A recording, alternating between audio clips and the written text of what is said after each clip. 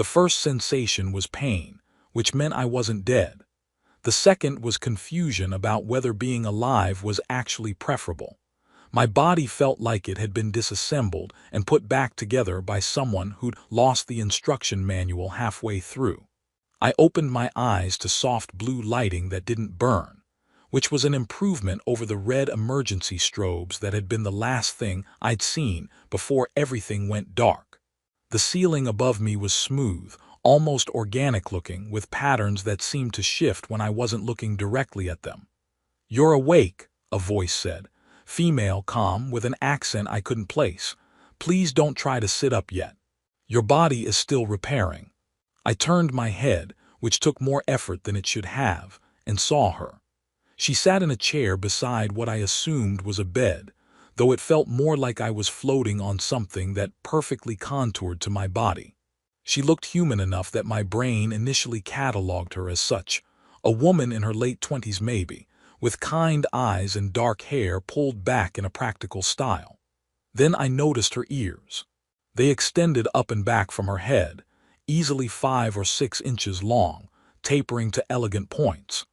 They moved slightly as she tilted her head to look at me, expressing something my human-trained brain couldn't quite interpret. "Where am I?" My voice came out as a croak. "Medical Station Sanctuary 7. You've been here for 6 days. She stood and moved to a panel beside the bed, adjusting something that made the pressure around my chest ease. "I'm Sierra. I've been assigned as your primary care provider." "Ethan," I managed. "Ethan Vale, what happened to my ship?" "Your ship is in our repair bay. You were suffering from acute radiation exposure and decompression trauma when we found you. Your distress beacon was still transmitting, fortunately." She picked up a device that looked like a tablet made of crystal and waved it over me. "Your cellular regeneration is progressing well, better than expected, actually. Human resilience is remarkable." I tried to piece together my last memories. The freight run to the mining outpost, the shortcut through the nebula that wasn't on any official charts, the power failure, the slow, creeping cold as life support failed, the certainty that I was going to die alone in the dark. "You saved my life," I said. "We saved your life," she corrected. "The Ilari don't leave travelers to die in space. It goes against everything we believe." She set the device down and looked at me with an expression I couldn't read. "You were talking in your sleep." My stomach dropped. "What?" "While you were unconscious, you talked quite a bit actually." A small smile played at the corners of her mouth. "It's normal. The mind processes trauma in various ways." What did I say? The question came out more urgently than I intended. Sierra's ears twitched, which I was beginning to suspect was equivalent to a human raising an eyebrow. "Nothing concerning medically. Your subconscious is quite verbal." She moved to check another piece of equipment. "You should rest now. Recovery requires sleep." "You're not going to tell me what I said." "Not yet." She dimmed the lights with a gesture. "Perhaps when you're stronger." I wanted to protest, but exhaustion pulled at me like gravity. As my eyes closed, I heard her settling back into the chair beside my bed, and my last conscious thought was wondering what secrets my sleeping self had revealed to this alien woman with the gentle voice and knowing smile. Sleep came, and with it, the vague anxiety that somewhere in my unconscious mind, I was still talking, still revealing things I'd never say while awake, and she was listening to every word. The next few days blurred together in a haze of medical procedures. I didn't understand, and slow, frustrating improvements in my physical condition. Sierra was a constant presence, checking my vitals with devices that hummed and glowed, adjusting medications that entered my system through patches that felt warm against my skin, explaining my condition in terms that were half medical jargon and half translations that didn't quite work. "Your mitochondrial function was compromised," she'd say, as if that meant something to a freight hauler whose medical knowledge ended at "put pressure on bleeding things." But I learned to read her. Her ears were incredibly expressive once I knew what to look for. They perked forward when she was interested, flattened slightly when she was concentrating, and did this little flutter thing when she was amused but trying to maintain professional composure. She did that flutter thing a lot around me. Other Ilari came and went, doctors I assumed, though their hierarchy wasn't clear. They all had those same elegant ears, though Sira's seemed more expressive than most. They spoke in their own language when they thought I wasn't paying attention, musical sounds that rose and fell like singing. They're talking about me, aren't they? I asked Sira during one of her evening checks. They're discussing your case, yes. What are they saying? That your recovery is unprecedented, that you're either very lucky or very stubborn. She adjusted something on the device monitoring my heart rate. Also that I spend more time in here than necessary for standard patient care. Do you? Her ears did that flutter thing. Medical protocols are flexible. Besides, you're our first human patient. Naturally, there's more to observe. Naturally, I echoed, watching her face for tells. And the talking in my sleep. Still doing that. Less frequently now. Your REM cycles are normalizing. She made a note on her crystal tablet. Though you had an interesting episode 2 nights ago. Oh God, what did I say? You were arguing with someone about proper cargo securing techniques, very passionate about tie-down procedures. Her expression remained neutral, but her ears betrayed her amusement. I relaxed slightly. That's not so bad. Then you started crying and said you missed your mother's cooking. She looked up from her tablet. Do all humans have such emotional relationships with food preparation? My face heated. That's private. You made it public by saying it aloud. But her tone was gentle, not mocking. We don't judge vulnerability here, Ethan. The Ilari believe that what emerges in unconsciousness is often more true than what we choose to show while awake. That's a terrifying philosophy. Or liberating. She moved to the window, viewport actually, and gazed out at the stars beyond. Your people guard yourselves so carefully. Even your body language is defensive. It must be exhausting. I didn't have an answer for that, mainly because she was right. I'd spent years building walls, perfecting the art of being alone even in crowded stations, of keeping conversations shallow and connections temporary. And apparently my unconscious mind had been spilling all of that to this alien nurse who listened with patience I didn't deserve. Why do you stay? I asked. The others do their checks and leave. You sit here even when I'm sleeping. Sira turned from the window and her ears were angled in a way I hadn't seen before, something between sad and fond. Because healing isn't just physical, and because... She hesitated, choosing words carefully. Because you said something that first night. Something that made me want to understand humans better. What did I say? That's between me and your unconscious mind. She smiled, for now. By day 8, I could sit up without the room spinning. By day 10, I was arguing with Sira about when I could try standing. By day 12, I was taking my first wobbly steps with her supporting most of my weight. Dignity is overrated, I muttered as I shuffled forward like a toddler. Dignity is rebuilt, Sira corrected, just like everything else. Her hands were firm on my arms, her body pressed against my side to keep me stable. She was warmer than I expected, her presence solid and reassuring. We made it 3 meters before my legs gave out. She guided me back to the bed with practiced ease, not even breathing hard despite supporting my full weight. You're stronger than you look, I observed. Ilari physiology, our muscle density is greater than human standard. She helped me settle back, adjusting pillows with efficient care. Also, you're not as heavy as you think. The radiation exposure caused significant muscle wasting. You've lost nearly 12 kilos. I looked down at myself, really looked, and saw she was right. I'd always been lean, but now I was gaunt, my body consumed by its own desperate attempt to survive. Attractive, I said sourly. You're alive. She pulled up a chair close enough that our knees almost touched. Aesthetic concerns are secondary to that fact. She paused, then added more quietly, though for what it's worth, you're recovering well. In a few weeks, you'll regain the lost mass. In a few weeks I should be gone, back to work. I've got contracts to fulfill. Something flickered across her face. You're not cleared for independent function yet. You still need supervision. But how much longer? That depends on several factors. Your physical recovery is progressing, but there are psychological considerations as well. She met my eyes directly. You nearly died alone in space, Ethan. That leaves marks that don't show on medical scans. I'm fine. You have nightmares every night. You wake up gasping, reaching for emergency oxygen that isn't there. Her voice was gentle but firm. That's not fine. How do you know about the nightmares? Because I'm here.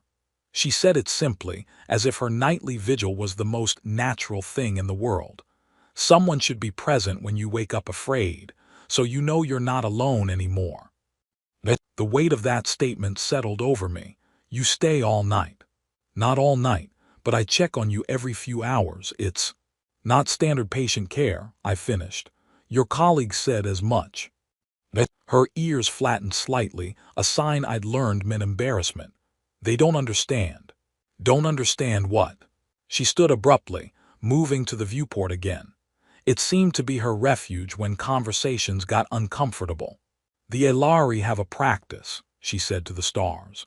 When we care for someone who's unconscious for extended periods, we listen to what they say. It helps us understand their pain, their needs, what they're fighting against internally. And what did I say that made you decide to adopt me as your special project? You said, she stopped, turned back to face me. Her expression was more open than I'd ever seen it, vulnerable in a way that made my chest ache. You said that you'd gotten used to silence, that you'd stopped expecting anyone to care whether you lived or died, that it was easier than being disappointed. Her ears drooped. And then, you apologized to no one in particular for being a burden by surviving. The words hit like a physical blow, mainly because I could absolutely imagine saying them, believing them. That's just depression talking, I tried to deflect. Space madness, oxygen deprivation. That's loneliness talking, Sira corrected. And it's not madness. It's what happens when people are isolated too long, when they convince themselves that solitude is a choice rather than a wound. And you're what healing that wound. That's not your job. It's exactly my job. She moved closer, her eyes fierce. Healing isn't just repairing tissue and balancing chemistry. It's helping people remember they're worth saving, worth staying for, worth knowing. The intensity in her voice made me look away. You don't even know me. I know what you say when you think no one's listening. I know you dream about Earth, about rain, about a sister who stopped calling, about a job you took in space because it meant you didn't have to face being alone in crowds anymore. She sat back down, close enough that I could see gold flecks in her eyes. I know that 3 nights ago you said my name. My heart stuttered. What? You were dreaming, you said. Sira understands, Sira sees. Her ears trembled slightly. And I realized that you were right. I do see you, Ethan. And I don't want you to leave thinking that no one would notice your absence. The silence stretched between us, heavy with implications neither of us seemed ready to name. Outside, a ship docked with a distant clang that reverberated through the station. I should go, Sira said finally. You need rest, and I'm overstepping professional bounds. Wait, I reached for her hand without thinking. She froze, looking down at where our fingers touched. Thank you for listening, for staying, for giving a shit about a stranger. You're not a stranger anymore, she said softly. Then she gently extracted her hand and left, her ears angled in a way that looked like regret.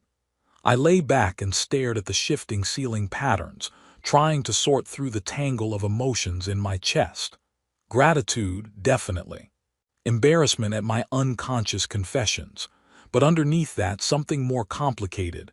Something that felt like hope and terrified me because of it. That night I had the nightmare again. The cold, the darkness, the slow suffocation. But this time when I jerked awake gasping, Sira was there. She didn't say anything, just placed a steady hand on my shoulder and waited until my breathing calmed. You stayed, I whispered. I stayed, she confirmed. Go back to sleep, Ethan. And somehow, with her presence solid and real beside me, I did. Physical therapy was humbling in ways that had nothing to do with my body's betrayal. Walking required Sierra's support, her arm around my waist, while mine draped across her shoulders. We'd shuffle through the corridors of the medical station, passing other Elari who'd nod politely or make comments in their musical language that consistently made Sierra's ears flatten with embarrassment.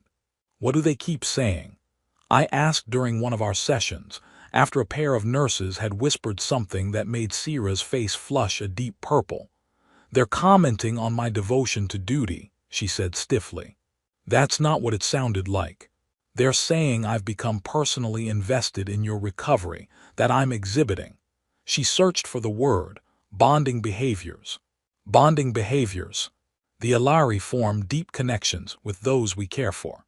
It's natural part of our psychology, but there are protocols about maintaining appropriate distance with patients. She adjusted her grip on my waist, and I tried not to notice how well we fit together.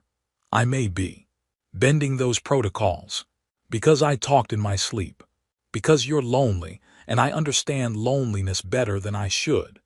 She guided me around a corner, her movements practiced and smooth. And because the things you said made me realize humans are more complex than I thought, more isolated despite being surrounded by billions of your kind. We reached the observation dome, my favorite destination during these walks. It was a transparent bubble extending from the station's side, offering 360-degree views of space. Sierra helped me to one of the benches built into the curve of the dome, and we sat together looking out at the nebula that had nearly killed me. It's beautiful from here, I admitted, when it's not actively trying to murder me. Most dangerous things are beautiful. Sierra's gaze was distant. The Elari have a saying, the sharpest thorns grow on the sweetest flowers. Poetic species aren't you. We're healers. Poetry helps people understand pain. She turned to look at me and her expression was serious. Ethan, what will you do when you're cleared for release? The question I'd been avoiding. Go back to work, I guess. I've got cargo contracts, shipping routes, bills to pay. Back to being alone in space. It's what I know. It doesn't have to be. She hesitated, then continued. The station could use a human consultant. Someone to help us understand human physiology, psychology. To act as a liaison for other human patients we might encounter. You want me to stay? I'm offering you options. But the way her ears angled forward betrayed more than professional interest. You said once, while sleeping, that you wished someone would give you a reason to stay somewhere, to stop running. You remember everything I said, don't you? Every word. She looked back out at the stars. Is that invasive, knowing your unconscious thoughts? I considered it. By all rights I should feel violated, exposed, but instead I felt seen. Understood in a way I'd never experienced while awake and armored. It's terrifying, I admitted, but also kind of relieving, like I don't have to explain myself because you already know the worst parts. I don't think they're the worst parts. She smiled slightly. The worst parts are the walls you build while awake, the careful distance you maintain, the way you apologize for taking up space. Is there anything I didn't tell you while unconscious?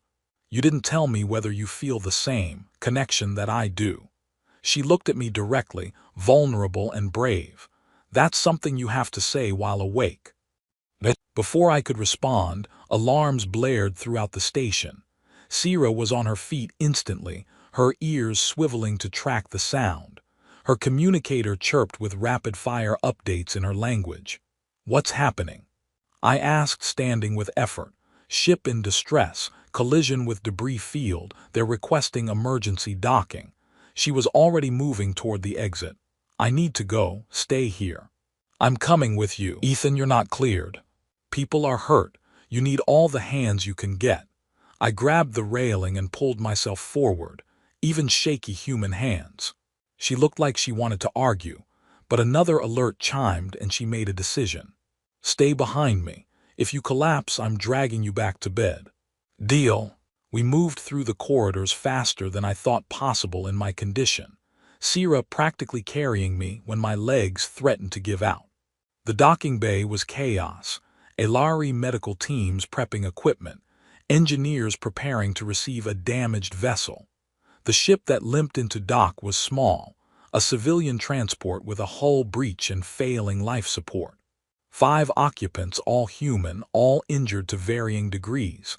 The medical teams swarmed them with efficient precision. Triage Station 3, Sira directed me. Monitor vitals, call out any critical changes. Can you do that? Yes, I can do that. She squeezed my hand briefly, then disappeared into the controlled chaos. I found myself at a station, monitoring a middle-aged woman with a concussion and possible internal bleeding. The Elari equipment was intuitive enough once I understood the color coding: green good, red bad, yellow somewhere in between. I worked for hours or maybe minutes. Time became fluid. I called out changes, helped transfer patients, did whatever small tasks I could manage. My body screamed at me, but I ignored it. People needed help. I could hurt later. When the immediate crisis passed and all 5 humans were stabilized, I realized I was shaking. Sira materialized beside me, her face streaked with purple blood from a patient's wound. "You did well," she said. "I need to sit down." "You need to lie down." She guided me toward a bed, not mine, whatever was available. "Ethan, you pushed too hard." I helped. I was useful. "You were." She pressed me down onto the bed, her hands gentle but firm. "You were also reckless and stubborn and—" She stopped, her ears trembling. "You scared me." "I'm fine." "You're exhausted. Your vitals are all over the spectrum." "You could have." Her voice cracked. "After everything we did to save you, you nearly destroyed yourself trying to prove something." "I wasn't trying to prove anything. I was trying to help." "You were trying to show your worth, the resources we spent on you." Her eyes were wet, which I didn't know was possible for Elari. As if there was ever a question. As if you needed to earn the right to be cared for. The accusation hit home because she was right. Some part of me had absolutely been trying to justify my survival, to prove I wasn't just dead weight taking up space. "I don't know how to just receive care," I admitted quietly. "I don't know how to believe I'm worth it." Sira sat on the edge of the bed, her hand finding mine. "Then learn. Let me teach you." Her thumb traced patterns on my palm. "Because you are worth it, Ethan Vale. Worth saving, worth knowing, worth staying for." "You really believe that?" "I know it." She lifted my hand and pressed it briefly to her forehead, an Elari gesture I didn't fully understand but felt the significance of. "So please stop trying to prove it and just be." I closed my eyes, overwhelmed by exhaustion and emotion. "Tell me again," I mumbled, sleep pulling at me. "What I said that first night, the thing that made you decide to care." "You said," her voice was soft, "meant only for me. You said you were tired of being invisible, that just once you wanted someone to see you completely, flaws and fears and all the messy parts, and choose to stay anyway. And you decided you wanted to be that someone." "I decided I already was." She squeezed my hand. "Sleep now. I'll be here when you wake." For once, I didn't fight it. I let sleep take me, secure in the knowledge that Sira was beside me, listening to whatever my unconscious mind wanted to say, and staying regardless. I woke to Sira asleep in the chair beside my bed, her head tilted at an angle that would absolutely give her neck pain. Her ears were drooped in exhaustion, and there were still traces of purple blood on her uniform. She'd stayed, I realized. Stayed through her entire shift and beyond, watching over me while I slept off my reckless heroics. The observation struck me with unexpected force. This alien woman with patient eyes and expressive ears cared about me, not as a case study or an interesting patient, but as someone who mattered. Someone whose absence would leave a hole. I didn't know what to do with that. "Your staring is loud," Sira murmured without opening her eyes. "Sorry, didn't mean to wake you." "You didn't." Your heart rate increased. The monitors alerted me. She straightened in the chair with a wince. "How do you feel?" Like I got hit by a cargo hauler, but alive. I paused, thanks to you again. Thanks to your stubborn refusal to die.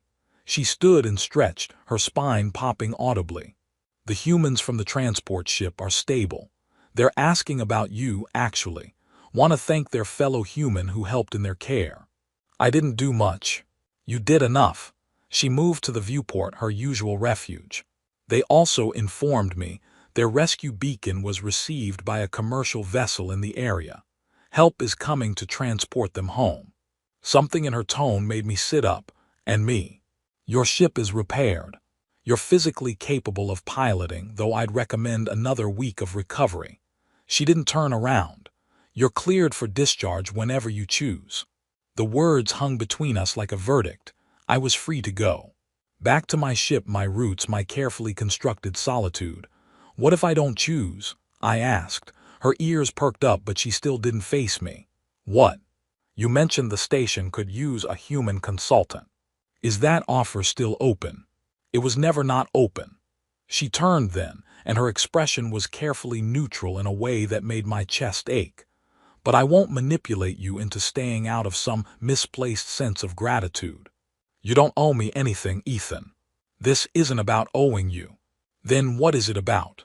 I swung my legs over the side of the bed, testing my weight. My body cooperated better than yesterday.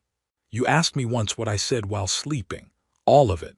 Every embarrassing, vulnerable thing my unconscious mind spilled. You don't have to. I want to. I stood, steadier than expected, and crossed to where she stood. Because you're right. I am tired of being invisible. Tired of choosing isolation because it's safer than risking connection. I met her eyes. You've seen all my messy parts, Sierra. You've listened to my fears and loneliness and desperate wishes, and you're still here. Still offering me reasons to stay. I am, she agreed softly. So I'm choosing to stay. Not because I owe you, but because for the first time in years I actually want to. Want to learn about Ilari medicine and terrible station coffee and why your ears do that flutter thing when you're amused. I reached for her hand and she let me take it. Want to be somewhere I'm seen, where I matter to someone. Her ears trembled and tears traced down her cheeks, actual tears, which apparently Ilari could produce when sufficiently emotional. You've mattered since the moment we brought you aboard. Since I first heard you apologize for surviving and decided that someone needed to teach you better. You volunteered for that job. I insisted on it. She smiled through the tears.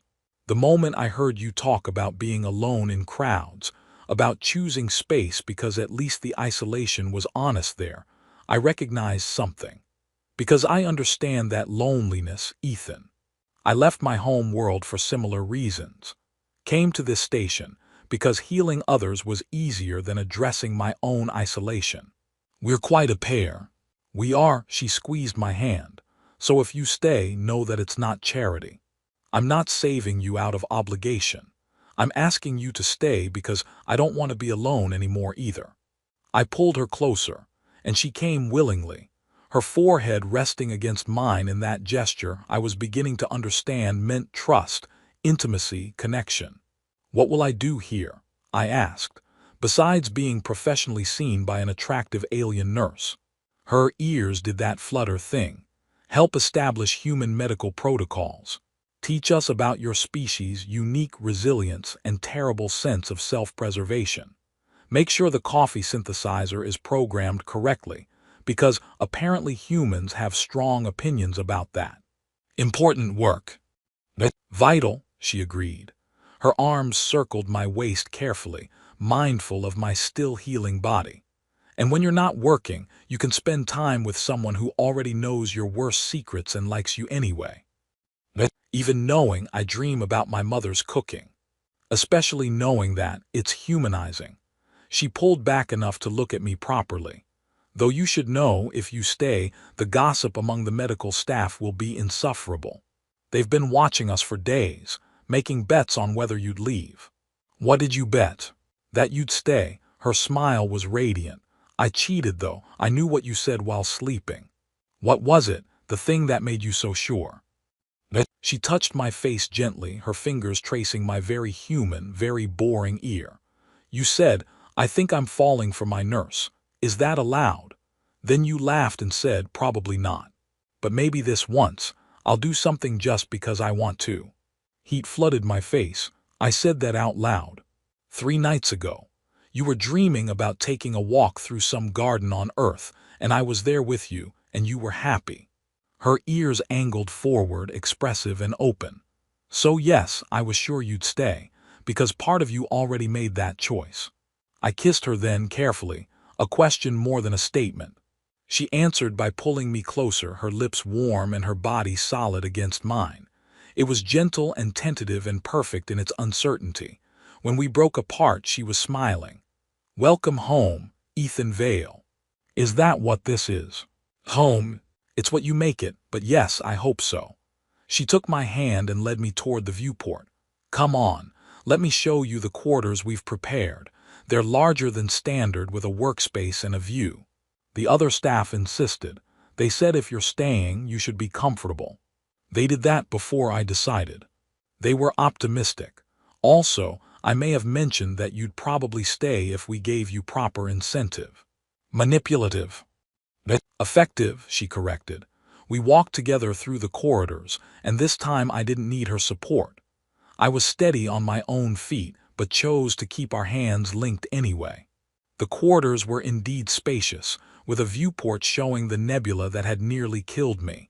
It looked less threatening now, almost beautiful in its churning colors.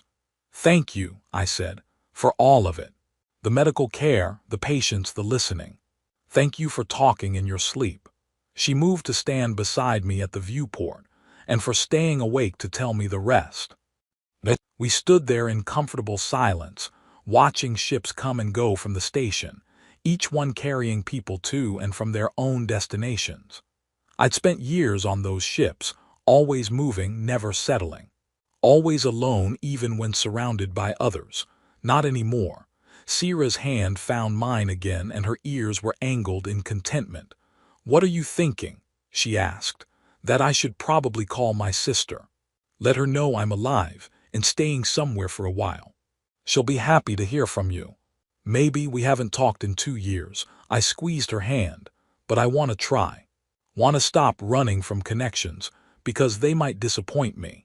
That's growth." She leaned her head against my shoulder, and I realized how perfectly we fit together. "I'm proud of you. For making one phone call. For choosing to stay. For choosing connection over isolation. For letting yourself be seen." She looked up at me, her eyes warm. "For teaching me that sometimes the bravest thing we can do is admit we don't want to be alone anymore." Later, after Sierra had left to finish her shift, I sat in my new quarters and composed a message to my sister. It was awkward and stilted, full of apologies and explanations. But I sent it because Sierra was right. Being seen meant being vulnerable, and that meant reaching out even when it was terrifying. That night, for the first time since arriving at the station, I didn't have nightmares. I slept peacefully, and if I talked in my sleep, it was probably about Sierra and this strange new future I was choosing, one conscious word at a time. When I woke, there was a message waiting. My sister had responded. She wanted to talk, to catch up, to know where I was and whether I was okay. I smiled and started typing a response. I had so much to tell her. About nearly dying, about being saved, about the alien nurse who'd listened to my unconscious confessions and decided I was worth staying for. About choosing, for the first time in years, to be somewhere, to